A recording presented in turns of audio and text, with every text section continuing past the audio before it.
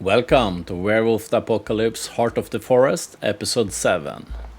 We are Werewolf. We are Garou.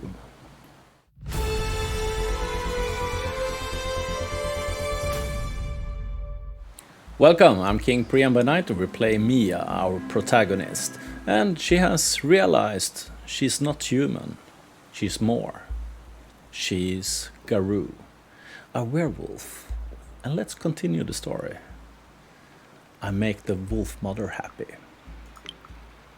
The keening turns into a howl of joy. I'm there from the very beginning. The Garou have my eyes, my face. They are my family. I am the blood of their blood. I am part of the story from the very beginning. And I do it again. And then it happens again, the human return. They rebuild the village, this time stronger and better protected. The keening begins once more. Then we, the Garou, come down on them like wolves on the fold. And again. And again, new villages, new fires, more blood.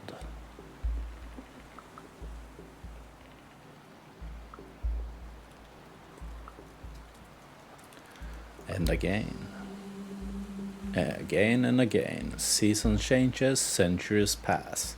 The keening continues, villages in the forest burn, until one day there's only one Garou left in the family, and he slays his own kindred in the fit of his first rage. I know him. He is young, but I recognize someone in him, an old man I know.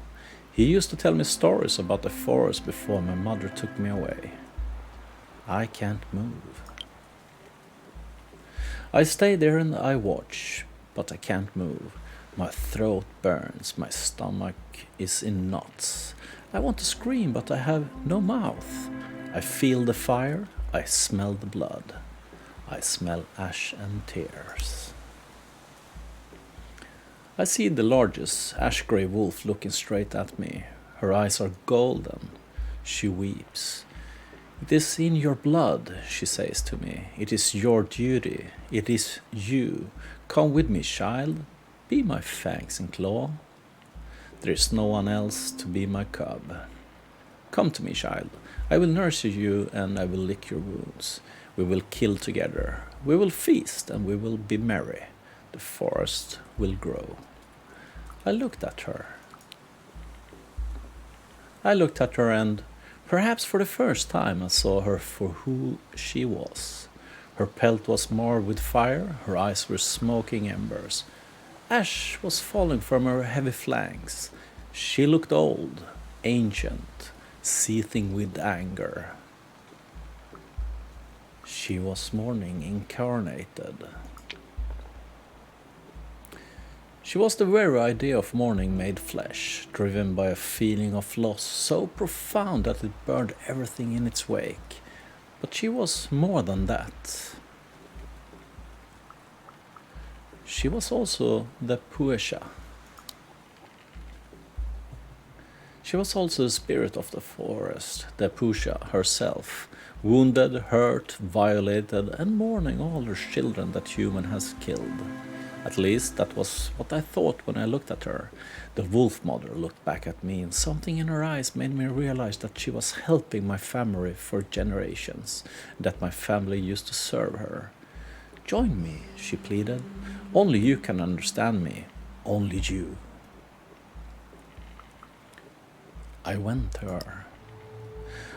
her and she accepted me, and I accepted myself. And I finally understood who I was. Darkness fell again, and a bloody tide would loosen upon the world. Darkness.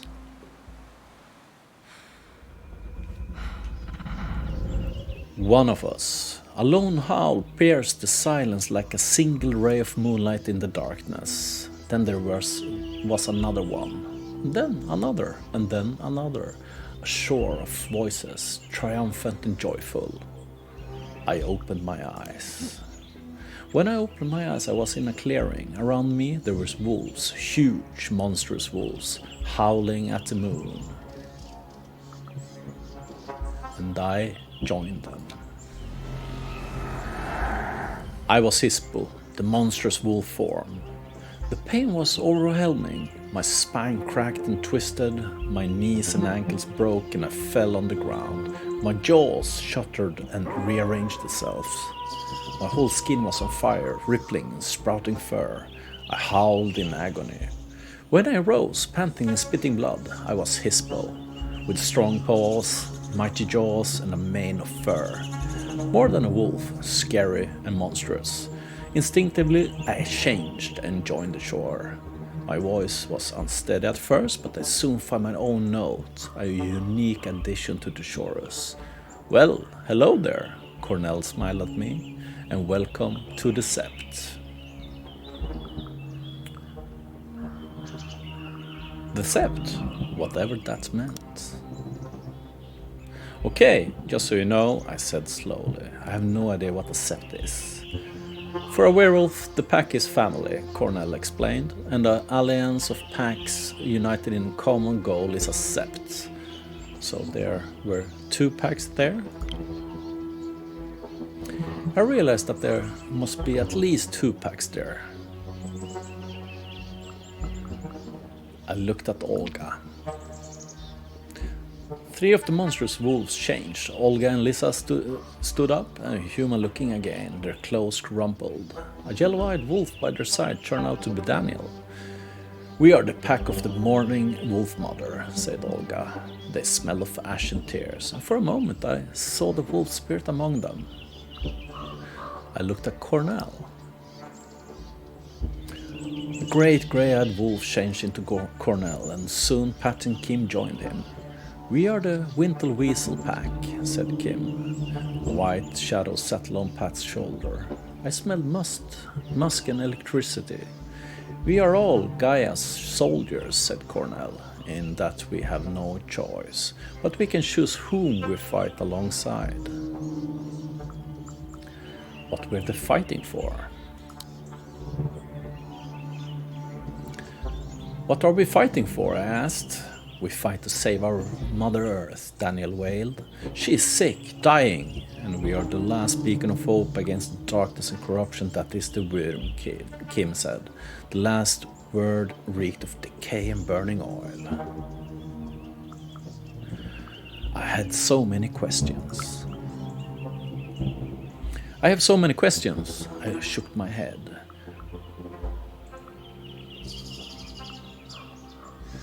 Was every sept that diverse? You are from all over Europe, I noticed. Is this like a standard for a sept? I looked at Cornell. Didn't even know if that was a stupid question or a smart one. I looked at Cornell.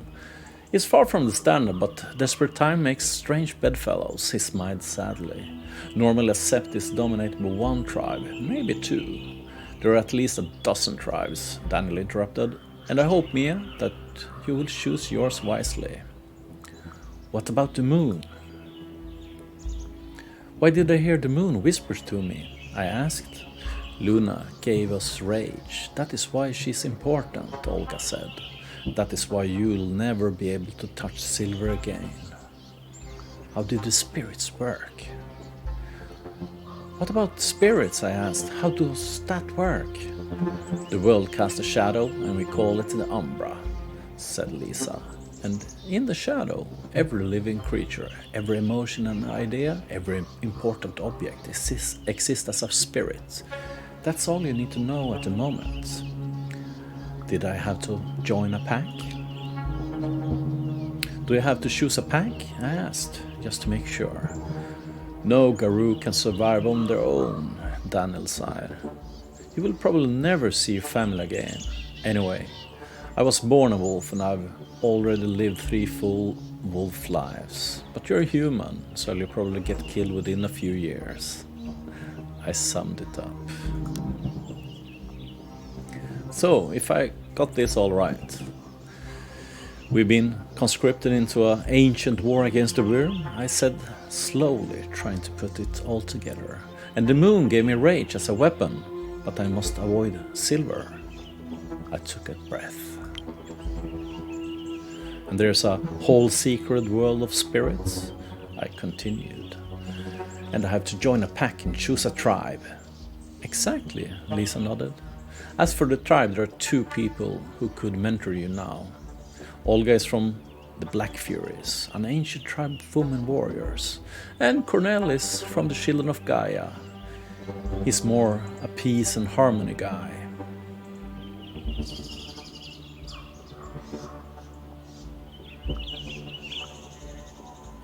What about my family's tribe?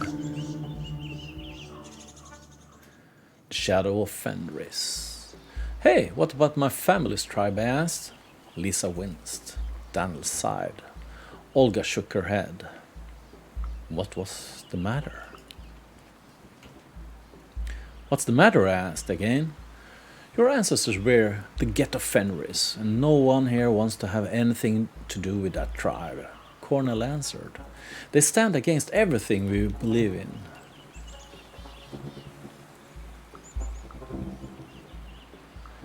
Were they really that bad?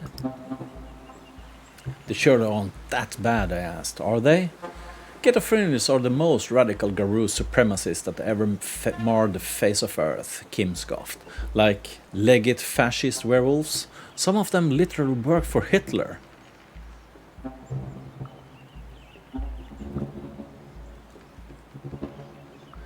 I had the right to know my legacy.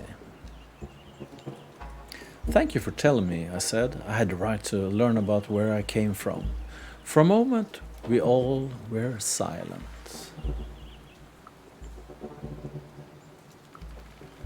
I needed to know more about the tribes. I wanted to learn more about the tribes, find an option that would really resonate with who I was.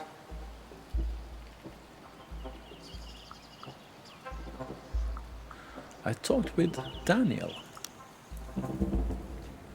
I asked Daniel if I could join his tribe, but he didn't understand the question. I'm a Red Talon, he said, as if it explained everything. What exactly were the Red Talons? What are the Red Talons? I asked Daniel. It is the tribe of the Garou who were born as wolves, Daniel explained. We usually don't mix with others, and we kill humans. But since I am the only one here, I decided that it was better to join the rest. Why? Why? I kept asking. He looked at me as if I were stupid. What are you, stupid? He asked a second later. There is always strength in numbers. I protect my folk better when there are more werewolves around. Your folk? Wolves? I asked him about the wolf mother. The morning wolf mother. Daniel fell silent for a moment. She is Kazan's mother. She became a spirit after his death. But I knew she was older than that. It's impossible, I said. She must be older, much older. Daniel looked up, then shrugged. If you say so, he answered. I still like her. She knows what it means to be a wolf. That was all I wanted from him. Thanks, that was all I wanted from him. I talked to Pat. Pat was a glasswalker, and her tribe was finding its niche in cutting-edge technological cityscapes and among the strands of the weaver's net. It sounded intriguing. We talked for a while. What was she doing in the forest? So you are basically a city dweller? I observed. All glasswalkers are. It's our natural habitat. I feel quite out of place in the forest. But the Pusha was our home. Why? I couldn't understand. The Pusha is our home. It may be your home, she said, and suddenly I realized we had less in common than I thought. I'm more of a city girl, she added. We use the weaver to fight the worm, and the forest is not the weaver's domain. And I happen to be quite fond of humanity. They have great potential.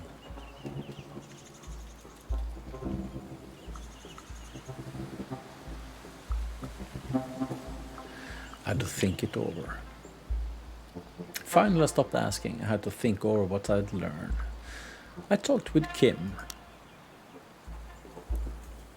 Kim told me a lot about the bone gnawers, urban werewolves fighting for the disadvantages and the marginalized children of the rat.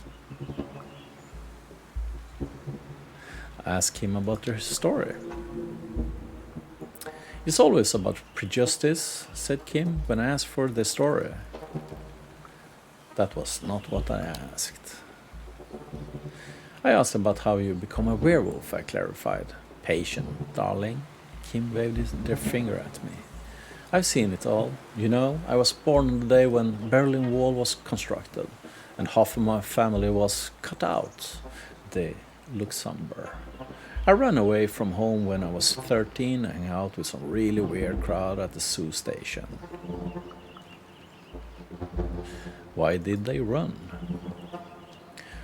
Why did you run? I asked.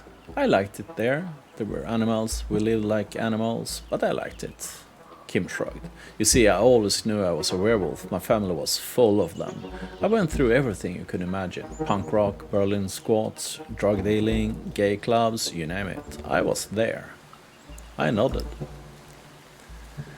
And Kim continued their story. And there always were some sad prejudice pricks. Prejudice is the worst shit. All those little constructs in their brain that poison everything they do. Did they really have a rat as their patron? Do you really have a rat as the tribe patron? I asked. Sure we do, Kim answered. It's a very good patron. Resilient. You want to be like a rat. Always managing, always afloat.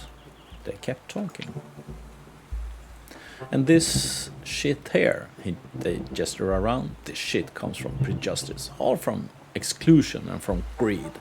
Take greed and prejudice away, and 90% of the world's problems are solved. They sigh, heavily. Now, tell it to the other guru and they look down on you, because you're a bone gnawer, and they think they are superior. Prejudice everywhere. I talked with Lisa. I asked Lisa about her tribe, but she inherited her Sibiraki legacy from her Buryat grandfather. She said, I don't know the proper legend, custom, culture to join.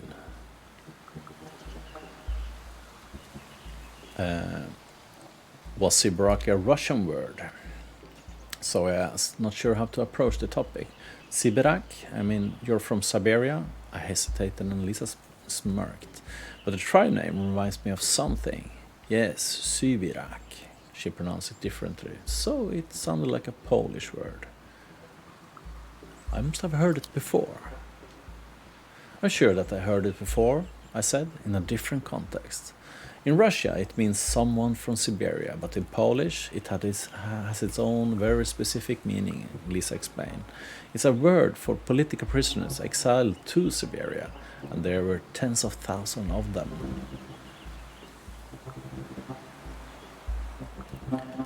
Which meaning did she prefer?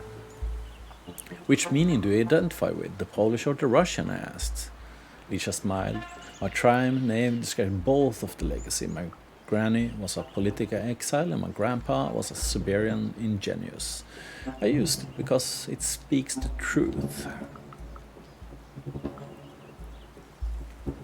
How did she become a werewolf? Did you become a werewolf? I asked Elisa.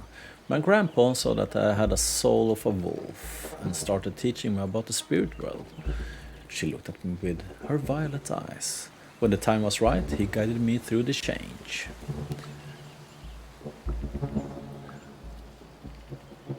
I didn't really remember my grandpa. My grandpa was telling me stories, but I forgot most of them. I forgot how he looked.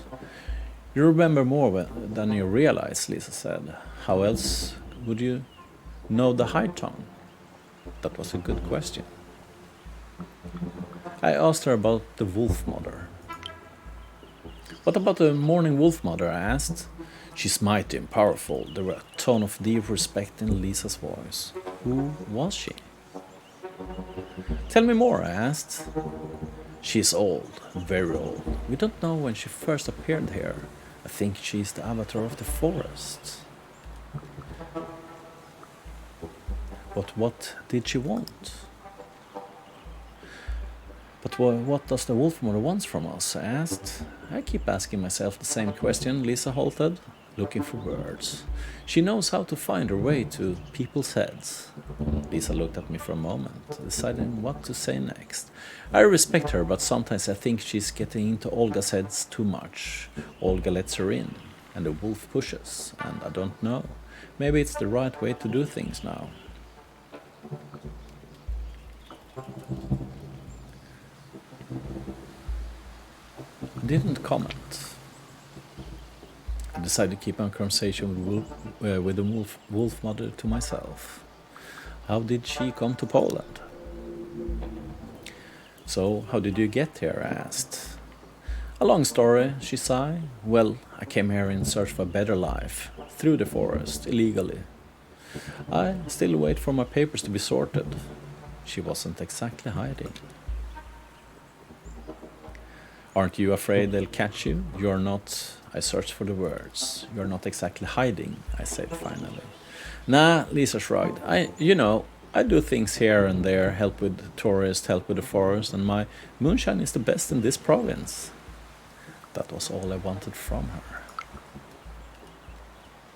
Thanks, that was all I needed to know at the moment. There were a lot of werewolves there. One thing is bugging me, I said.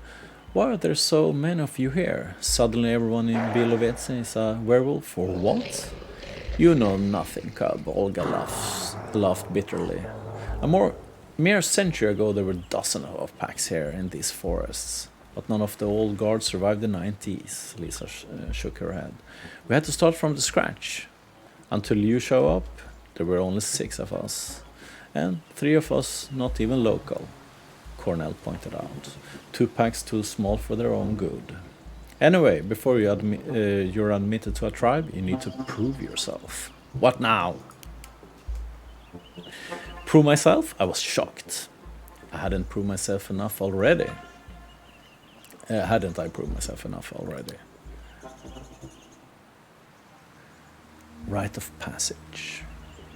I think that's a good place to end tonight's episode. Thank you for watching. Trigger like below and follow for more content like this, and I see you next time.